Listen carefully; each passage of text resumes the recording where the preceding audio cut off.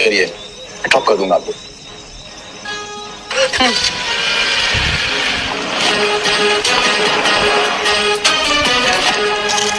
फटाफट इस टैक्सी के पीछे जाकर मैडम का पीछा कर, जाकर के देख मैडम किस होटल में होगी। ध्यान रहे, हाँ, कोई भी तुझ पे शक ना करे। फटाफट भाग।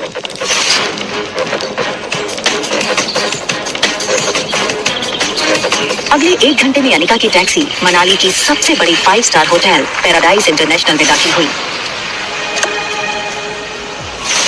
रुकिए। लेकिन उसका पीछा कर रहे राजू को होटल के मेन गेट पर ही रोक दिया। होटल का प्रीमियम इंटीरियर्स और फर्नीचर्स, आकर्षित एम्बियंस और वेलकमिंग स्टाफ को देखकर समझ आ रहा था कि क्यों देश विदेश से आए टूरिस्ट मनाली के इस शानदार होटल में रहना पसंद करते थे।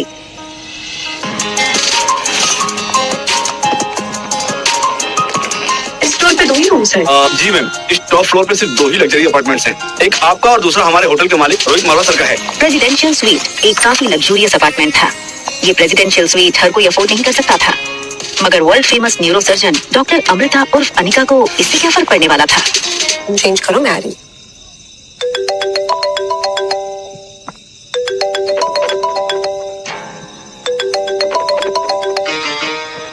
Hello Anika, what kind of behavior is this?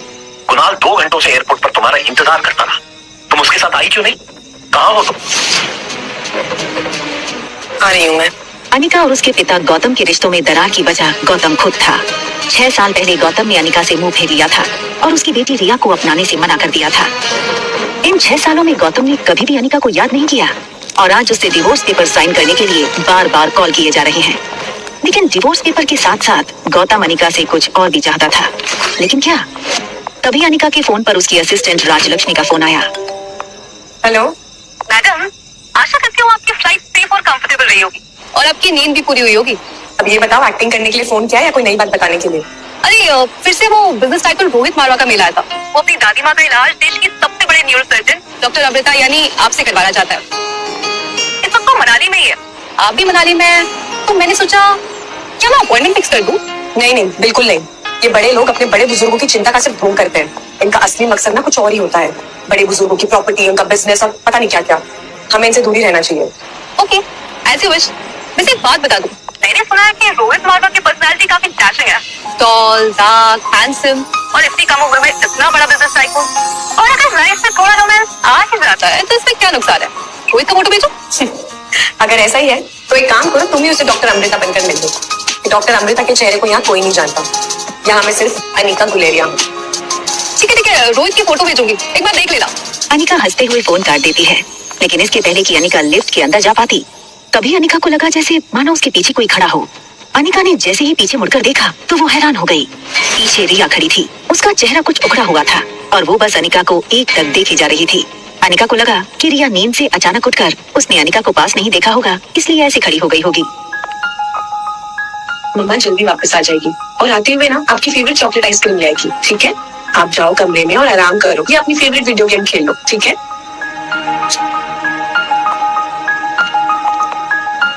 सीधा कमरे में ही जाना। Okay, mama loves you and she miss you a lot. बाहर जाने की जल्दी में अनिका एक बात भूल रही थी कि उसने अपने कमरे का दरवाजा बाहर से बंद किया था। फिर भी रिया रूम से बाहर कैसे आ गई थी?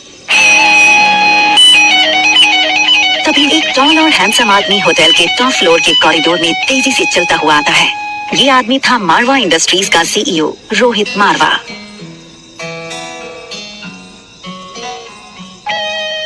तुमसे कितनी बार कहा है कि मैंने बताया रूम से बाहर मत निकलना। मेरी बात सुनता क्यों नहीं आ रही? जिस लड़की को रिया समझकर कुछ ही पल पहले अनिका ने बात की थी, वो बच्चा रिया नहीं बल्कि आर्यन था। रोहित मारवा का इकलौता बेटा आर्यन, मारवा इंडस्ट्रीज का इकलौता वारिस। और इन सब में सबसे मजेदार बात ये थी कि रोहित का बेटा आर्यन और अनिका की बेटी रिया दोनों की शक्लें एक दूसरे से हूबहू मिलती जुलती थी। और रिया अभी भी अनिका के कमरे में सो रही थी। तुम्हारा ध्यान कहाँ आर्यन? मैं तुमसे बात कर रहा हूँ, चलो अंदर। मुझे चॉकलेट आइसक्रीम चाहिए। ये सुनकर रोहित थोड़ा हैरान हो गया। हमेशा गुमसुम और गुपचुप रहने वाला आर्यन का बर्ताव आज रोहित को कुछ अजीब लग रहा था। आर्यन के गाल पर लिपस्टिक का निशान देखकर रोहित हैरान हो गया। रोहित ने तुरंत सिक्योरिटी चीफ को फोन करके उसके रूम के बाहर का सीसीटीवी फुटेज तुरंत मंगवाया। फुटेज में रोहित ने जो देखा वो देखकर वो दंग हो गया।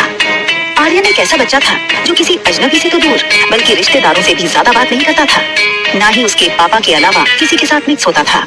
लेकिन सीसीटीवी में आर्यन ने एक बिल्कुल अजनबी औरत को अपने पास आने दिया, यहाँ तक कि उसे किस भी करने दिया। ये बात रोहित को बड़ी अजीब लगी। दूसरी तरफ अनिका गुलेरिया हाउस पहुंच गई थी। गुलेरिया हाउस उसका अपना घर। कामिनी यानी अनिका की सौतेली छोटी बहन, उसी के बर्थडे की पार्टी चल रही थी।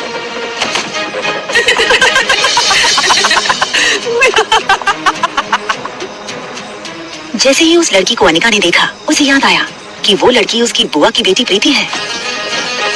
अगले साल मिस हिमाचल बनोगी और उसके बाद मिस इंडिया। क्या तुम अभी भी कहो कि तुम्हारी अनिका दीदी मुझसे ज्यादा खूबसूरत है? हाँ, अनिका की सबसे ज्यादा सुंदर है। अच्छा, तो एक काम करते हैं, वोटिंग करते हैं।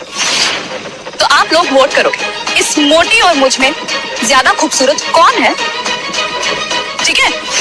ये बात कहकर कामिनी ने अपने एक दोस्त से सिगरेट जलाने का लाइटर लिया और उससे अनिका की फोटो जला दी।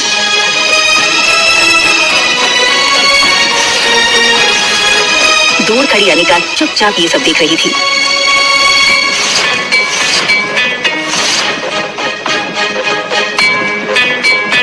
सो गाइस, आप वोटिंग के साथ तैयार हैं? तो बताओ मुझे कितने वोट? कामिनी, कामिनी, कामिनी, कामिनी, कामिनी, कामिनी, कामिनी, कामिनी। बेचारी प्रीति, सारे वोट्स तो मुझे ही मिल गए और तुम हार गई। चलो कोई बात नहीं, अब हार ही गई हो तो इसकी सजा तो मिलनी होगी। तो तुम्हारी सजा ये है कि तुम्हारी इस खूबसूरत मोटी दीदी की फोटो तो मैंने इस जूस के ग्लास में डाल दी। तो बस तुम्हें अब इसे पीना है। चलो। दिल की अनिका को बचपन में छोटी बुआ से माँ का प्यार मिला था और प्रीति मानो अनिका की कजन नहीं बल्कि सगी छोटी बहन हो। अनिका दी, हाँ?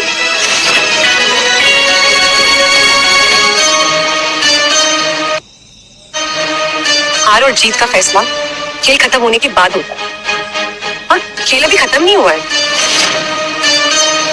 अरे यार, ये अनिका इतनी खूबसूरत कैसे लग रही है? हाँ यार, किसी फिल्म की हीरोइन जैसे लगने लगी है। Oh my God, she looks so sexy. जीत किसकी हुई है ये तो पक्का हो गया है। तो अब जो सजा तय करी थी वो पूरी कर ली जाए। चलो पी लो। और तभी ग्लास टूटने की आवाज सुनकर गौतम और अनिका की सौतेली माँ मनीषा वहाँ आ गए। पापा, मम्मा देखो ना, ये अनिका मेरी बर्थडे पार्टी में आकर मेरी पार्टी खराब करना चाहती। मैंने तो बस इसे इतना कहा कि तुमने अपना वजन कैसे घटाया और ये कहने लगी कि मैं तुमसे काफी खूबसूरत हूँ और तो तुम्हारी औकात ही क्या है मेरे सामने, सबके सामने मेरी इज्जत थी। पापा बस करो अनिका, बहुत तमाशा हो गया। एक डिवोर्स पेपर पे साइन करने के लिए और कितना नाटक करोगी तुम? हमारे साथ अंदर आओ, तुमसे कुछ जरूरी बात करनी है।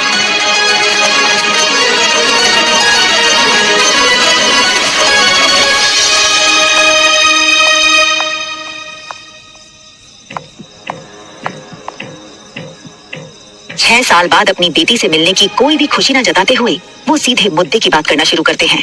देखो अनिका, जो हो गया सो हो गया। हमें और परेशान करके तुम्हें क्या मिलेगा? तुम मेहरबानी करके इन दो कागजात पर साइन कर दो। मैं तो सिर्फ डिवोर्स पेपर साइन करने आई थी, ये दूसरे पेपर्स? दरअसल तुमसे डिवोर्स लेने के बाद हम यानी कि मैं और तुम्हारी नई माँ ये चाहते हैं कि कुणाल और कामिनी की शादी हो जाए। कुणाल को भी इस शादी से कोई एतराज नहीं है और कामिनी तो पहले से ही कुणाल को चाहती थी।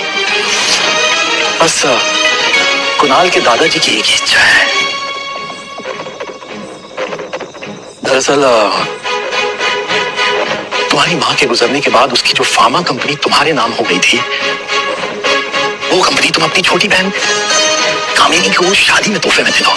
मैंने सारे कागजात तैयार करवा दिए हैं, बस तुम इन पे सिग्नेचर कर दो। वो कभी सोच नहीं सकती थी कि डोगरा खानदान के साथ रिश्ता बनाए रखने के लिए उसके पापा इतना नीचे गिर सकते हैं।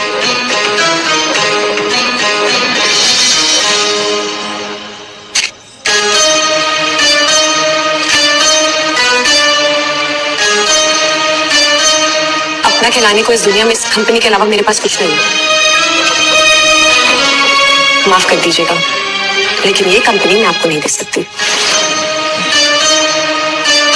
क्यों हमें बर्बाद करने पर तुली अनिका? वैसे भी बिन ब्याही माँ बनकर जो समाज में तुमने हमारी इज्जत उछाली है, वो कुछ कम है क्या? जो अब अपनी बहन की जिंदगी बर्बाद करना चाहती हो तुम? तुम्हें क्या लगता है कि अगर तुम कंपनी मेरे नाम नहीं करोगी तो कुणाल मुझसे शादी नहीं करेगा? वह है तुम्हारा। कुणाल मुझसे शादी इसलिए करना चाहता है क्योंकि वो मुझे पसंद करता है, ना कि तुम्हारी उस फैक्ट्री के लिए जैसे उसे तुम्हारे साथ करनी पड़ी। लेकिन तुम ये सब नहीं देख सकती हो क्योंकि तुम मुझसे बचपन से ही चलती हो। कौन किससे जलता है ना, इसका नमूना तुम बाहर देख चुकी हो। बचपन में अनिका का फायदा हर कोई उठा ले जाता था। आज अनिका को इस तरह सबके अरमानों पर पानी फेरता हुआ देख सब लोग गहरे शौक में थे। समझती क्या हो अपने आप को? वजन घटाया है तो जुबान लड़ाना भी सीख गई हो क्या? चाहे कुछ भी कह लो, मैं कल भी तुमसे ज्यादा खूबसूरत थी और हमेशा तुमसे ज्यादा खूबसूरत रहूंगी। दिखने में भी आगे और पढ़ने में भी आगे। कुछ ही सालों में मैं डॉक्टर बन जाऊंगी। मुझ जैसी लड़की को छोड़कर कुणाल तुम्हारे पास कभी वापस आ ही नहीं सकता। ठीक है, फिर एक और शर्त लगा ले।